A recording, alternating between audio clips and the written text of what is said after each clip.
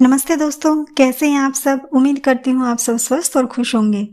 आज बुध प्रदोष व्रत है, तो आज के दिन इस वीडियो में मैं आपके लिए प्रदोष व्रत के दिन सुनी जाने वाली कहानियां लेकर आई हूँ। इस वीडियो में 2 कहानियां हैं, एक गणेश जी भगवान की है और एक प्रदोष व्रत की कथा है। कहते हैं कि एक कथा नहीं सुनी जाती, इसलिए दोनों कथाएं मैं आपके सामने एक ही वीडियो में लेकर आई हूँ। आप श्रद्धापूर्वक सुनना, और अगर आपको कथाएं अच्छी लगे तो वीडियो को लाइक, शेयर और कमेंट जरूर करना। आइए सुनते हैं आज की कथाएं। ये सुनते हैं गणेश जी और खीर की कहानी। एक बार गणेश जी ने पृथ्वी पे मनुष्यों की परीक्षा लेने का विचार किया। वे अपना रूप बदलकर पृथ्वी पर घूमने लगे। उन्होंने एक बालक का रूप बना लिया, एक हाथ में एक चम्मच में दूध ले लिया और एक हाथ में थोड़े से चुटकी भर चावल, और गली गली घूमने लगे। साथ ही आवाज लगाते चल रहे थे, कोई मेरे लिए खीर बना दो, कोई मेरे लिए खीर बना दो। कोई भी उनकी बात पर ध्यान नहीं दे रहा था, बल्कि लोग उन पर हंस रहे थे। वे लगातार एक गांव के बाद दूसरे गांव इसी तरह चक्कर लगाते रहे और पुकारते रहे, कोई मेरी खीर बना दो, कोई मेरी खीर बना दो। पर कोई भी खीर बनाने के लिए तैयार नहीं था। सुबह से शाम हो गई और गणेश जी लगातार घूमते रहे। एक बुढ़िया थी। शाम के वक्त वो अपनी झोपड़ी के बाहर बैठी हुई थी। तभी गणेश जी वहां से भी पुकारते हुए निकले कि कोई मेरी खीर बना दो, कोई मेरी खीर बना दो। बुढ़िया बड़ी कोमल हृदय वाली थी। उसने कहा, ला बेटा, मैं तेरी खीर बना देती हूँ।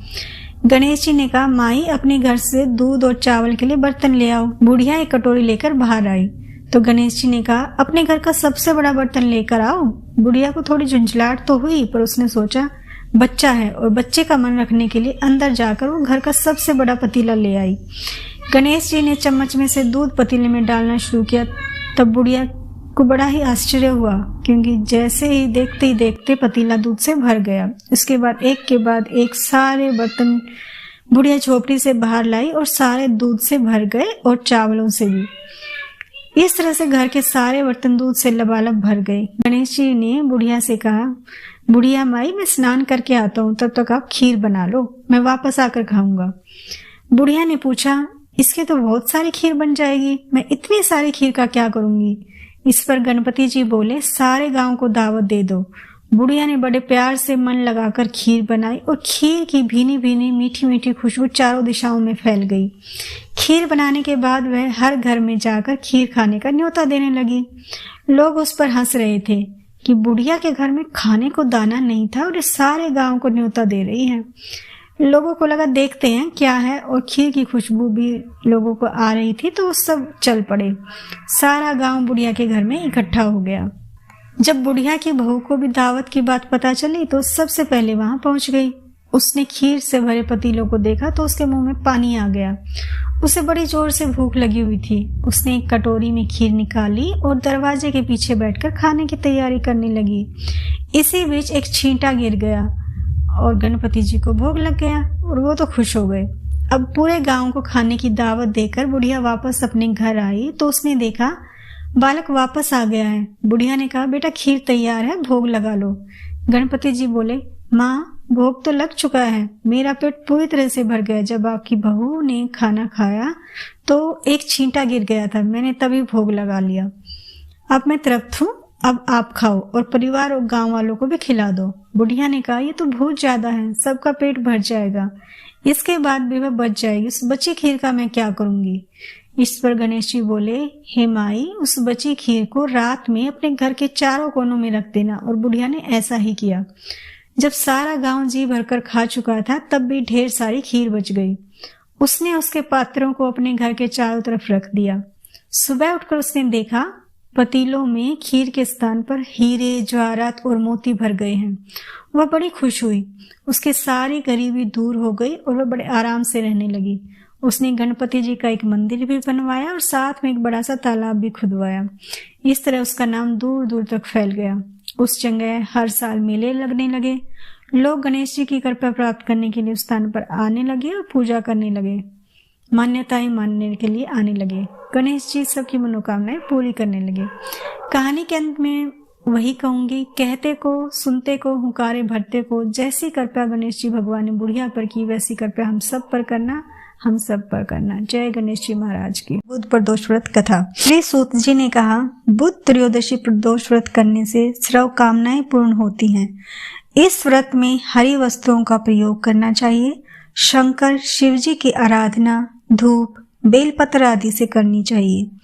बुध प्रदोष व्रत की कथा के अनुसार एक पुरुष का नया नया विवाह हुआ था। विवाह के 2 दिन बाद उसकी पत्नी मायके चली गई थी। कुछ दिनों के बाद वह आदमी उस पत्नी को लेने के लिए अपने ससुराल गया। बुधवार को जब वह पत्नी के साथ लौटने लगा तो ससुराल पक्ष ने उसे रोकने का यत्न किया कि विदाई के लिए बुधवार शुभ नहीं होता, तो आज मत लेकर जाओ। लेकिन वह नहीं माना और पत्नी के साथ चल पड़ा। नगर के बाहर पहुंचने पर पत्नी को प्यास लगी। पुरुष लोटा लेकर पानी की तलाश में चल पड़ा। पत्नी एक पेड़ के नीचे बैठ गई थी। थोड़ी देर बाद जब पुरुष पानी लेकर लौटा तो उसने देखा कि उसकी पत्नी किसी के साथ हंस हंसकर बातें कर रही है और उसके लोटे से पानी पी रही है। उसको क्रोध आ गया। वह उसके पास पहुंचा तो उसके आश्चर्य का कोई ठिकाना नहीं रहा, क्योंकि उस आदमी की सूरत उसी की तरह थी। जब वह अपनी पत्नी के पास पहुंचा तो उसके आश्चर्य का कोई ठिकाना नहीं रहा, क्योंकि उस आदमी की सूरत उसी की जैसी थी। पत्नी भी सोच में पड़ गई। एक ही शक्ल के 2 पुरुष, दोनों आपस में झगड़ने लगे। भीड़ इकट्ठी हो गई। सिपाही भी आ गए। हम शक्ल आदमियों को देखकर वे भी आश्चर्य में पड़ गए। उन्होंने स्त्री से पूछा, उसका पति कौन है? वह भी नहीं समझ पाई कि उसका पति कौन सा है। तब वह पुरुष शंकर भगवान से प्रार्थना करने लगा कि हे शंकर भगवान, हमारी रक्षा करें। मुझसे बड़ी भूल हुई कि मैंने सास ससुर की बात नहीं मानी और बुधवार को पत्नी को विदा करा लिया। मैं भविष्य में ऐसा कदापि नहीं करूंगा। आज मेरी रक्षा करें। जैसे ही उसने भगवान शंकर को प्रार्थना करी और उसकी प्रार्थना पूरी हुई, दूसरा पुरुष अंतर ध्यान हो गया। पति पत्नी सकुशल अपने घर पहुंच गए। उस दिन के बाद से पति पत्नी नियम पूर्वक बुध त्रयोदशी प्रदोष का व्रत रखने लगे। इसलिए बुध त्रयोदशी व्रत हर मनुष्य को करना चाहिए। तो ये थी आज बुध त्रयोदशी प्रदोष व्रत की कथा। अगर आपको अच्छी लगी हो तो सब्सक्राइब करना न भूलिए चैनल को और वीडियो को लाइक जरूर करें। धन्यवाद। ओम जय शिव ओंकारा, ओम जय शिव ओंकारा, ब्रह्मा विष्णु सदाशिव, अर्धांगी धारा। ओम जय शिव ओंकारा, एकानन चतुरानन पंचानन राजी, हंसानन गरुड़ासन, विश्ववाहन साजी। ओम जय शिव ओंकारम।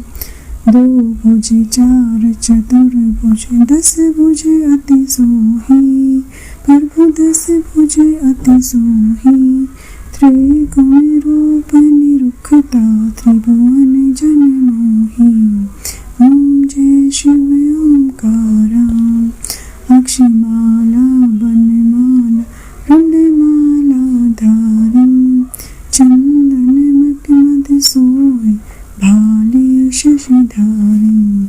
ओम जय शिव ओंकारा, श्वेतांबर पीतांबर आघंबर अंगी, सनकादिक गृणादिक भूतादिक संगी। ओम जय शिव ओंकारा, कर की मध्य कमंडल चक्र त्रिशूल धरता, प्रभु चक्र त्रिशूल धरता, जग करता जग भरता, जग करता जग भरता, जग संहार करता। ओम जय शिव ओंकारा, ब्रह्मा विष्णु सदाशिव, जानते अविवेका,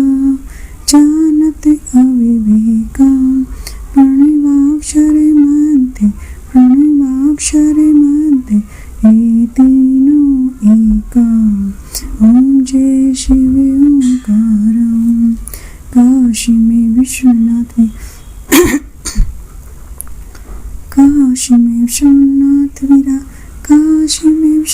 विराज, नंदी ब्रह्मचारी, नित्य उठे भोग लगावत,